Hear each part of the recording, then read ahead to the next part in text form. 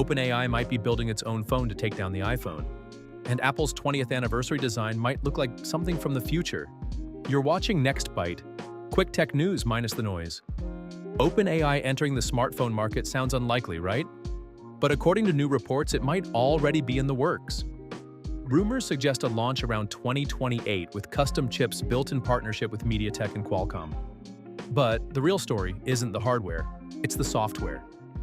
This device could run OpenAI's own operating system, designed to replace traditional apps entirely with AI agents.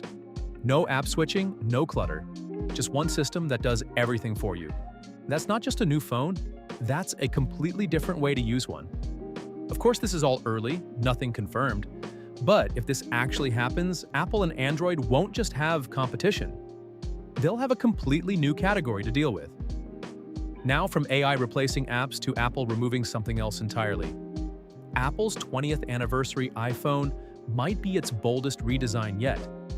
Leaks suggest a curved, pebble-like slab of glass with subtle curvature that hides the bezels almost completely. That's where the rumored liquid glass display comes in, a display designed to make the edges disappear for a cleaner, more immersive viewing experience. It's minimal, it's futuristic, and yeah, it might be one of the best-looking iPhones ever made.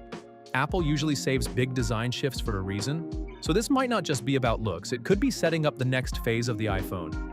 From AI-powered phones that remove apps to iPhones that remove bezels. Tech isn't just evolving anymore, it's starting to rethink itself. And this is Next Byte News, where we keep you one bite ahead.